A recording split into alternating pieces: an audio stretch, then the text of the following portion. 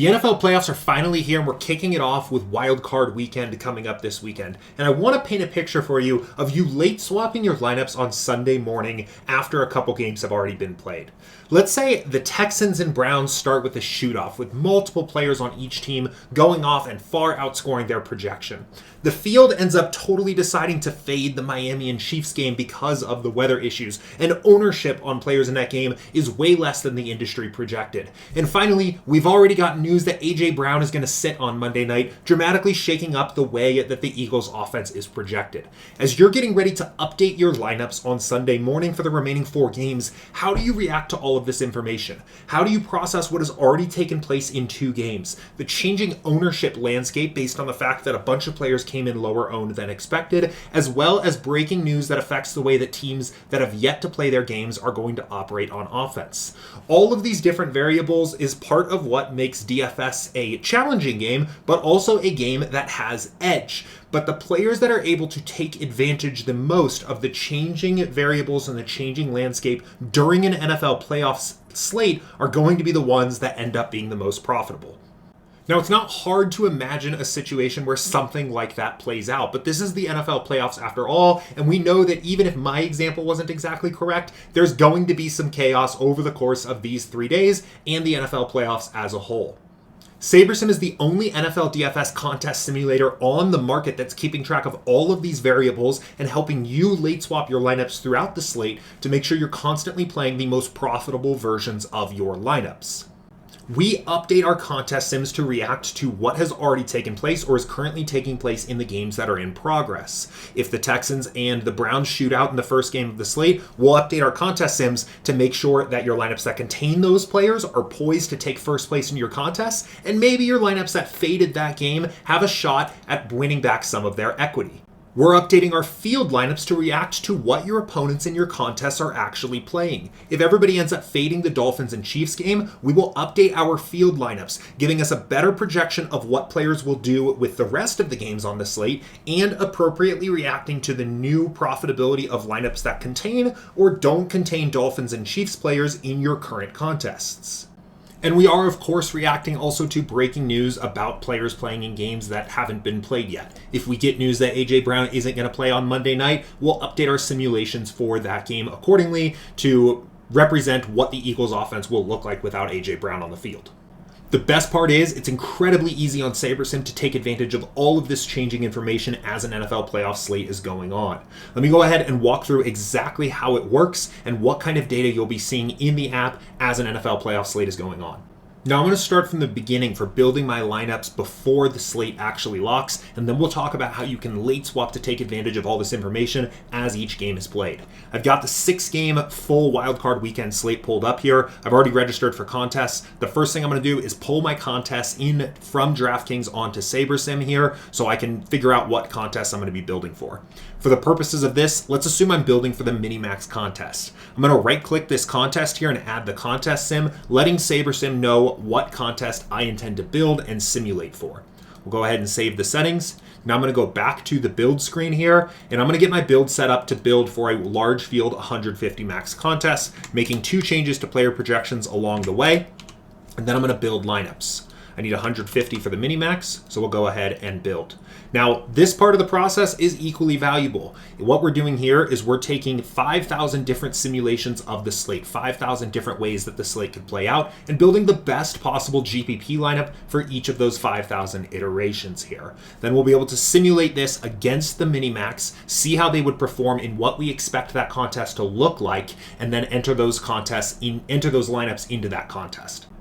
Now we've got 5,000 different possible lineups we could take with us into the mini-max, and we want to see which ones are expected to be the most profitable. To do that, I'm going to run my contest sim. I'm going to open up the settings menu and recheck in the mini-max contest and then run the contest sim.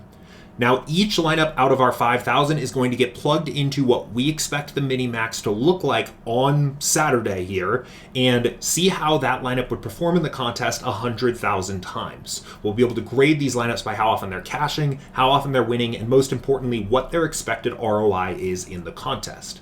Now that our contest sim is complete, we'll see these different contest metrics that are showing up underneath each lineup, and we can sort to play the best 150 lineups by ROI in the Minimax for this particular contest.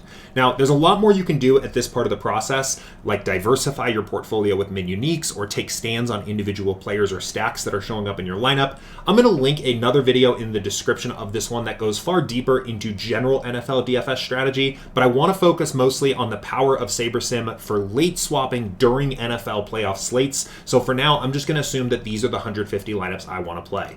I can go ahead and save to my contests and make sure that these contests make their way into the Minimax. Now let's assume it's time to late swap, and let's start talking about what the process looks like after the Browns and Texans game is concluded, but before the Dolphins and Chiefs game has started. To show you what kind of data you're going to see on screen, I'm going to bounce back to last Sunday's Week 18 slate. Once the slate has started, you'll see new data pop up in the app, including the SaberSim live projection column here, and you'll also see a live ownership column and different live ownership options here under the My Ownership column header. This data is coming directly from what's happening on the NFL field and in your NFL DFS contests. The live projections are being run throughout the games to react to what has already taken place in the game, and by the time the game ends, which is probably when you're actually going to be late swapping here for this slate, they will be locked into what those players actually scored. So, for example, if we are looking at the Texans, and Nico Collins goes off and scores 25 DraftKings points, we will react to that, and in the contest sims we run, Nico Collins points will just be locked at 25 points. Similarly, we will be using the actual fields of the players, of the DFS players that you're competing against in your contests. So rather than trying to use what we guessed was going to be the ownership of certain players in this game before lock, we'll actually know what the ownership actually was and rebuild the appropriate fields to contest sim your lineups against as you are beginning to late swap. So this data will pop up here as two separate columns. You'll see what players have actually scored and also what their actual ownership was in 13 different contest types here in the actual DraftKings contests. New sims, of course, will have also run for the games that haven't started yet. So maybe in this example, maybe Raheem Mostert and Jalen Waddle aren't healthy enough to play in this game and they get ruled out. Our sims for the upcoming Dolphins and Chiefs game will update accordingly. When it comes time to actually late swap, what we'll do is we'll click the swap button and identify that we again want to late swap, in this case, the Minimax. We'll open up the late swap contests, confirm that this is the right contest we want to build, and then we're taken back to a similar looking screen.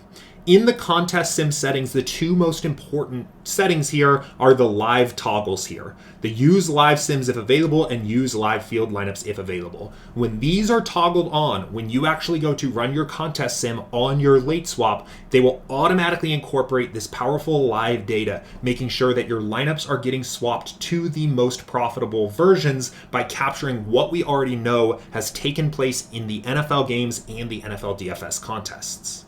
So now that this game has hypothetically played out, we're going to do the whole thing all over again and swap. So we'll go ahead here and tell SaberSim we want to build as many swaps per original lineup as possible here. And we're just going to make two more changes here to the initial player projections and swap our lineups. What's going to happen here as soon as I hit build is for each original lineup we played, SaberSim is going to generate us 33 new possible options for what that lineup could become. Then we're going to simulate it against the live fields that we have with one game locked and with the knowledge of what took place in the first game to identify what the most profitable ones are now to play in these contests. Go ahead and hit build and let SaberSim take care of this for us. Now that our late swap lineups have finished building, we can rerun the contest sim. This time capturing what has already taken place in the game that is already played and the actual live fields that we have so far. We'll see which swaps are the most profitable, what is the most profitable way to change each lineup we've already entered into a new one here, and then re-enter them into our contests. Now that our contest sim is complete, we can resort by ROI and find the best possible swaps for each lineup. Now again, what is really cool about this is going to handle this on an individual lineup level. For this lineup, for example, let's say we got a shootout in this game. This lineup probably is going to have a very high expected ROI. And in this case, we're figuring out how to make our best lineup from our pool even better. in maybe some of the lineups further down on our list, they might have faded this game completely. And if it was a shootout, it's probably not going to be doing so well, but we're finding the best possible swap to recoup as much ROI or as much equity in that lineup as possible. Once we're happy with these lineups, we can once again save them to the Minimax, re-download that file, and re-upload to DraftKings. Now, this is just for one game having been played on the slate. As more and more games get played, we're getting more and more information, and we can more accurately swap each lineup to the new, most profitable version. After the Miami and Kansas City game has taken place, we'll know how those players performed in those games and what their ownership was in the contests, and re-update the contest sims when you're ready to swap before the Pittsburgh and Buffalo game, and so on throughout the slate. Now, this is incredibly valuable for basically all classic style NFL playoff slates on DraftKings, especially because you're getting to react to each game getting played. This is valuable during the regular season as well, but on a typical NFL Sunday main slate, there are 7 games in the early window or something like that. All 7 have been played, then there's only 3 games remaining, and you only get that one late swap window. On an NFL playoff slate, you get to react to the information you get out of each game as it is being played on the NFL field and in your NFL DFS contests. SaberSim members have been crushing NFL DFS all season long. We had 4 Milli Maker winners in December alone, but the NFL playoffs are about to take this to a totally different level because of how profitably we'll be able to react to the changing landscape of an NFL playoff slate as it is going on in real time. Now, if you want to get in on the action before Saturday, you can head over to our site, SaberSim.com, and get signed up for a free 5-day trial, letting you play NFL DFS with SaberSim for the full wildcard weekend to see the power for yourself. And if you have any other questions about SaberSim, our contest sims, or the rest of the lineup building process, you can always reach out by emailing us at support@SaberSim.com or by reaching out in our Discord server. In the meantime, thank you for watching, enjoy the NFL playoffs, and good luck.